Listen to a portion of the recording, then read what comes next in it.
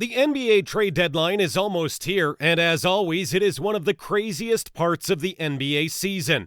Almost anything can happen when the trade deadline is looming, from all-stars switching teams to big superstars reviving lower-tier teams. It's that time when legendary moments are created and very important decisions are made for each and every NBA team. There have been a lot of insane rumors, and today we have one more probable blockbuster move. Which NBA team wants, and more importantly, can afford to acquire another big star this March? If your answer was the Golden State Warriors, then your guess was right.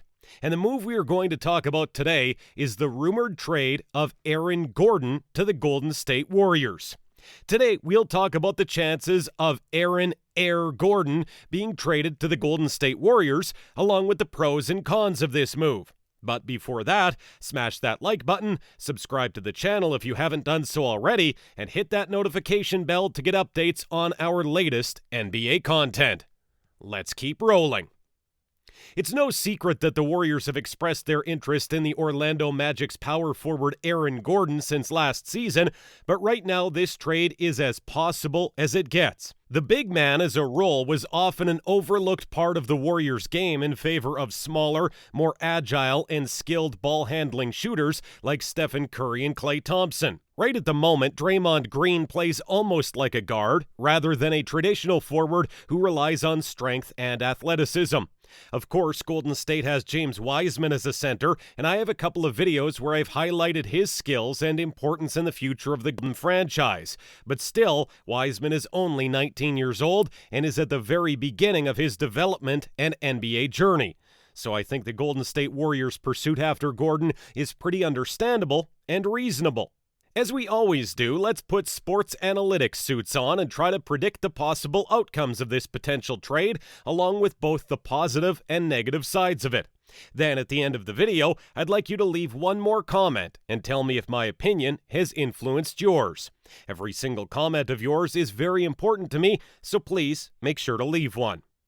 We'll start with the stat line, as always.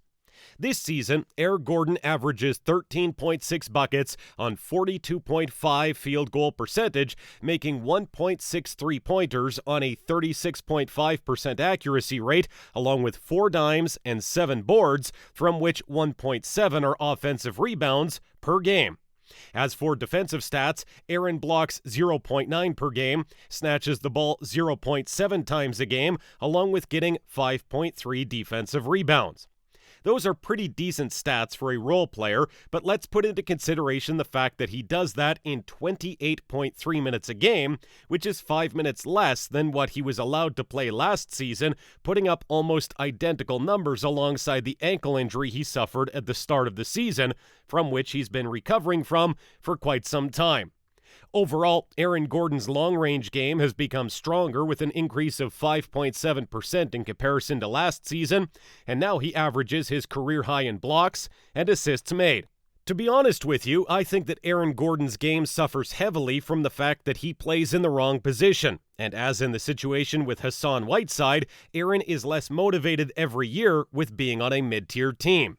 As it was reported, Aaron Gordon is ready for a change of scenery, and after being loyal to the bone to the Orlando Magic for 7 years, is ready to finally leave the nest and try to go for a chip with another team. Of course, the Magic won't let one of their biggest stars leave without offering a small fortune, but sometimes it's not about money, it's about greatness, and to be honest, I don't see Orlando going for the title with Jonathan Isaac's and Markelle Fultz's absence in the foreseeable future. So Aaron Gordon's interest in changing his team might be reasonable. Let's talk about what exactly would Aaron Gordon provide for the current Golden State Warriors team. Number 1. AG is a decent defender, and the numbers prove just that. This season, the Magic has put Aaron into the position of point guard on several occasions, and even considering this fact, Gordon averages his career high in blocks per game. According to the stats from Basketball Index, Gordon spent most of his time guarding the opposing team's best players, thus sacrificing his defensive numbers in order to help his team as much as possible. And let's not forget that it's still really hard to measure defense numerically. Numbers don't always display a true player's greatness. Remember? That's that case exactly. Number 2. Eric Gordon has a very unique skill that can come in handy for almost any team in the league, and this skill is his ability to switch positions with ease. This season, Gordon has played as a 6'8" point guard while being a natural power forward or small forward when needed. This guy is a one-man band in a nutshell. Versatility in one's position can affect offense very much, but also it can bring an even bigger impact to the defensive side of the game. As a 6'8", 235-pound tank with a Lamborghini engine and amazing athleticism when healthy, Gordon is a decent shot blocker and overall defensive tool. Number 3. Even though the Golden State Warriors have Draymond Green, Kevin Looney, and rookie James Wiseman in their front court, they do not make a great rebounding team. And those three guys combined account for less than 20% of the Warriors' total offensive production per game. The Golden State Warriors get almost no scoring output from their front court, which is why adding Aaron Gordon could make a lot of sense for them. Not only can he score in the low post and the paint, but Gordon is more than capable of being a stretch four and playing from the perimeter. Number 4. Eric Gordon would really help the Warriors by adding depth to their rotation. He is a quality ball handler for his 6'8" size and has shown promise as a floor spacer. Of course, athleticism is not a very reliable long-term side of the game, as it will continue to decline with injuries piling up, but he is still well above average in that department. But there are always two sides to the same coin, and here are some concerns heading into this potential trade. Number 1. The main problem is matching salary. Gordon is set to make $16 million next season and is worth $18 million this year. This will put the Warriors in a tough situation where players like Kelly Oubre Jr. are the most likely candidates to be included in a deal. The only question for the Warriors is if they see Kelly Oubre Jr. in their long-term plans. He was really solid for them in February, and this will certainly be a tough choice to make for the Dubs. If Golden State really wants to make a big move and be aggressive at the trade deadline this year, then going after Aaron Gordon and pairing him up with Curry, Wiggins, and Green could make the Warriors significantly better, thus improving the chances of the Dubs making the playoffs this year. Number 2.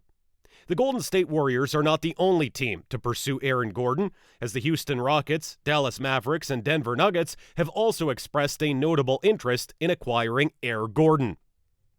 Number 3. Aaron Gordon is not really a shooter and is considered to be injury-prone. Yet, it is always possible that he can change his play style like Blake Griffin and go for a more skill-reliable approach, and his increasing three-point accuracy rate proves just that. To put it frankly, I think that Aaron Gordon is the man the Warriors should go for this trade deadline, as he is not much of a risky option even if we are talking about trading Oubre for AG. What are your thoughts? Have I changed your opinion with all the points I've listed? Do you think it's a great idea for the Warriors to pursue Aaron Gordon? If yes, tell us where you see the Golden Squad with AG. Do you think Aaron Gordon will finally get a chip for himself with the Golden State Warriors and fully display his greatness? Tell us what you think in the comments down below. And once again, make sure to leave a like on this video and hit that subscribe button to catch up with the best NBA content. If you like this video, make sure to watch my other videos about Warriors players. Thank you for watching.